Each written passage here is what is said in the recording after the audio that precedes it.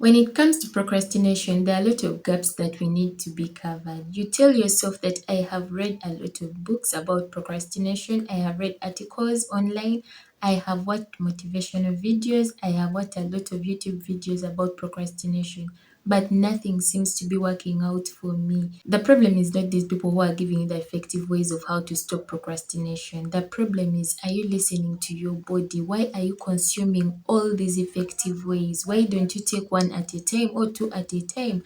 Why are you using all of them at a go? Sometimes they're telling you this, it's not that they consumed all of them at a go, but as they practiced one, they kept on seeing how their strength is developing. And you can do that as well. You need to listen to yourself. You need to say, which one can I start with? Which one is most important? Which one can my body handle for now? It's just like when you're starting school, they know that you're supposed to be a doctor. You tell yourself that I want to be a doctor, but there's a certain level where you're supposed to be starting from. You start from the roots, you start from what your energy can allow you to consume. You don't just go and fall on everything. And at the end of the day, you're going to benefit from it. Trust me, one step at a time. With procrastination, the time when you're always supposed to be doing something that is serious, something that is reasonable, is the time when you want to entertain yourself, you want to do something that is less serious, you want to do something that is going to help you motivate your body, satisfy the needs of your body. That is procrastination for you. Hi everyone, my name is Lake and thank you very much for clicking on this video. Today I want to show you how I am minimizing my procrastination. Yes, of course I am a procrastinator. That is why I bring up this topic. Most of the topics that I am giving you is because I am experiencing these things and I am working towards chasing them away. I am working towards just kicking them out of my life. That is why I discuss them with you guys, because I know that it's working out for me. I am going to be giving you effective ways on how I'm minimizing procrastination, but at the end of the day, like I told you, consume what your body can, because that is how I started. You stick to that plan, you will win. You don't stick to that plan, you will crash. I am just joking. Just take in what your body can allow you to take in, and then just ignore what your body cannot allow you to take in. Before we dive into these effective ways, there's a video. As I was searching and searching through YouTube, I used to procrastinate a lot. I used to postpone a lot of things in my life. There are times where you reach and you get disappointed in yourself. Like, procrastination is always a cycle. You get disappointed, you give an excuse, you have an assignment, you give an excuse, you get disappointment, and at the end of the day, you're embarrassed to tell other people because you know the outcome. You know why you have failed in that specific area. You know it. So you cannot share it with the people you love because you know you're going to make them angry at you and you will be even more disappointed in yourself. That is procrastination. It's just a spiral, and that is not something that is very good for us. If we want to prosper, if we want to be successful, then procrastination should not be in your vocabulary, it shouldn't be in your dictionary, it shouldn't be anywhere close to you. You need to start up something and finish it. So as I was telling you, I watched a lot of YouTube videos that would help me one step at a time. And then I bumped into this video titled Inside the Mind of a Master Procrastinator by Tim. And it's on TED. So guys, if you've not yet watched that video, it's going to help you a lot. I don't know the magic that video played, but it did help me. And if you haven't watched it, then you need it. You need to watch it. You may as well pause this video and then watch it and then come back if you like. If you like, then let us continue. Stay put as we discuss. I have come to the realization that having a plan B is for procrastinators. By the time you're having a plan B, it means that you're not ready for plan A. And it means that your plan B was your plan A. If you said, I am going to do this thing, but if it flops, there is another idea. We can come up with this. Therefore, let us prepare for this as well. It means you're giving more preparation for this. And when you fail in your first plan, you're going to end up using plan B. But that was initially your plan A, though you did not see it. Okay, let's assume that you want to open up a YouTube channel and your first plan is to have what you are passionate about. You're saying it's going to be about tour and travel. And then at the end of the day, just because you're not yet well, you do not have the finances, you do not have the enough equipments to help you with tour and travel. You say, for now, let me just do vlogs around how I spend a productive day and all that. You will end up realizing that that was initially your plan A. That is not your plan B. It was your plan A. So you're going to plan more towards this one. If you really are thinking of tour and travel as your plan A, you will look for all possible means and ways and make sure that you focus on plan A. It doesn't mean that you need to move to further places. You can just do tour and travel around your area. You can find ways of how to make your niche interesting. So at the end of the day, never have plan B. If you have plan B, that is your plan A for me. That is my opinion. The other thing is never wait for the perfect moment. Every time you tell yourself, oh, I was supposed to be going for this and this on Wednesday, if you have the capacity, if you have the energy to start it up on Monday, then you should. If you say I need to pray at midnight and you check the time and it is till 11:55, just start prayers right away, because the moment you wait for that specific time, you will postpone and say, as I am waiting for my prayer meeting, as I'm waiting for my prayer time, let me listen to a bit of music. And before you know it, you've dozed off, you've slept off, you've not actually prayed that midnight prayer that you were preparing for. So that is the effect of waiting for that perfect moment. You set up a perfect moment and that is the time you want to start up something. However, I am saying it's not good, but there is something called the fresh start effect. The fresh start effect works on certain things, like if you want to start up a diet, if you want to fast, if you want to do an exercise, if you want to start up a routine, the fresh start effect also works, that you need to start on a specific week, on a specific date, on a specific month. Just you can decide to say, I am going to start on the 1st of January, I am going to start on the 2nd of February, I am going to start on this specific day, and it is the fresh start of that week on Monday, it is the fresh start of that month, 1st of February. So you see, fresh start effect, it also helps in certain things like I mentioned earlier.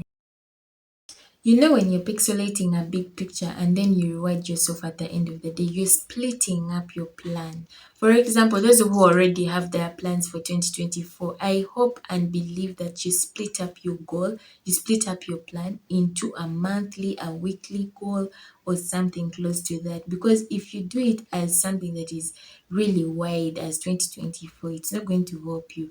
If you put your plans, you know your goal in 2024 is to hit 1000 subscribers, but then right now, the reason as to why I am using subscribers and YouTube is because this is a YouTube video and that is the easiest thing to talk about. As I was saying, your goal is to hit 1000 subscribers on YouTube, and then the first thing that you want to do is to just focus on videos. But do you have a weekly plan? Do you have a monthly goal? Do you have, just split them up, and after splitting them up, reward yourself. After making my video, I go sit there and watch a movie. I am done researching, I am done working for that video. Then I have to reward myself. I have to watch a movie, I have to read a book, I have to just entertain myself to be proud of who I am. That is it. You split that big goal into something that is small. If it is an article, what can I start with? Where can I begin with? I could start with the topic. I could start with a log line.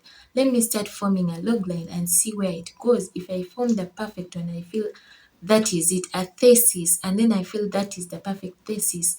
At the end of the day, I will celebrate myself because I've started. My goal is to finish by the end of 1 month, and I have split it into every day doing something. Before you know it, you've actually hit that target at that opportune time that you want it to happen. I liked getting involved in a lot of writing in school and participating in such things, but then I liked writing my articles at almost close to deadline, which is not a good thing. I am not even prepared. As I'm handing in, I'm not even proofread. I am just handing in the rubbish that I'm handing in. The reason as to why I didn't even bother proofreading is because I was already overwhelmed. Everything that was supposed to be happening in 2-3 months, I am completing it in days, in 2-3 days, which is not something that is going to help me.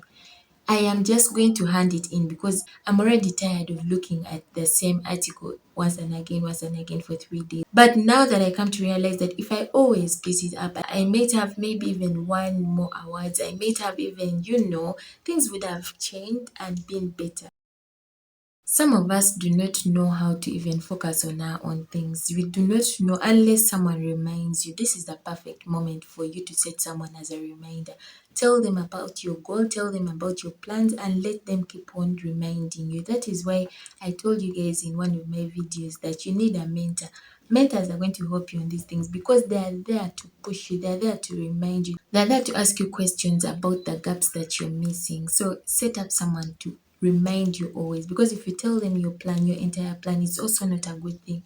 People, when you tell them what you are planning to do and you don't do it, you might end up getting very shocked that that same person has done what you're supposed to be doing. So as you're telling them, just tell them, I have this and this to finish and I have a deadline. Could you kindly keep on reminding me? And these people, they keep, just kind of choose someone who is very principled and someone who is very serious with life. If you do not have a circle of friends who are serious, you need to work on your circles. I once had someone that is very wise that said, if you have five foolish friends you did not count well, they are six, and the sixth is you. So you need to be very wise when you're choosing the kind of circle that you have. Like I said, set one of your close friends, your relatives, someone that you trust in to be your reminder. And trust me, you are going to stop procrastinating, because every time they're bugging you, they're asking you, it becomes annoying. And before you know, you're pushing yourself to help yourself and finish that thing and let it pass and go. I remember when I started this YouTube channel, I did not know that I would reach even 400 subscribers. I always said, if I post my videos, will I even ever get views? Yes, I get a few views, 10, 20, but that is not the big deal. The big deal is at least I am pushing on and at least I am getting subscribers. So you need to visualize a positive outcome out of it. If I told myself that I am going to post a video and it's going to reach people and they are going to give me feedback and I'm going to be very happy. It's better than me saying that if I post my video, who will even watch my videos? That is a negative outcome that I am visualizing. Visualize a positive outcome. Tell yourself, if I do this, it has to happen. Just be positive with your life. I always talk about positivity because I know what it brings on the table.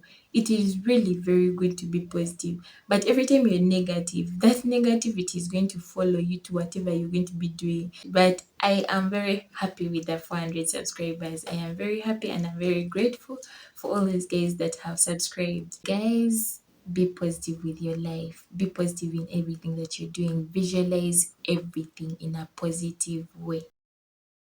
I used not to understand people who would say change your environment, blah blah blah. You need your environment changed. I used not to understand them at all. But there is something that I realized. When you are used to something, when you are familiar to something, there's some bit of disrespect that you have towards it.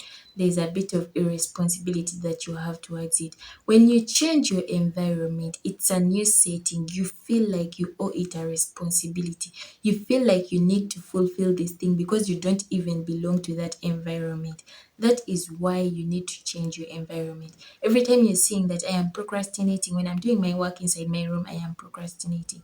Get out. Just go to a pool. Just find yourself out, seated in an environment that you're not familiar to, and you will see yourself changing. You'll see yourself working out everything in the right way. If you're using the principle of do not break the chain, it means you're going to be having a daily goal. And because of that, you're going to be taking it off. You're going to be putting a cross on that date that you have accomplished that thing. Some people find it very easy for them to always tick off things that they're doing on a daily basis. That is why, like I said, it works for some people, not everyone. It works for people who like a pen and paper approach to getting things done, people who want a simple and streamlined productivity method, people who want to build a good habit to a long-term goal, people who want to be feeling satisfied by visualizing crossing things off a list. It works for all those people. It works for many people who feel it's comfortable for them. It is just for people who like accomplishing daily goals. Get your calendar, tick off whatever you're doing on that day. Just don't break off that chain. And at the end of the day, when you tick off day one, day two, week one is down, week two is down, a whole month is down, it begins to look so nice that you want to always continue with that chain until you accomplish your goal.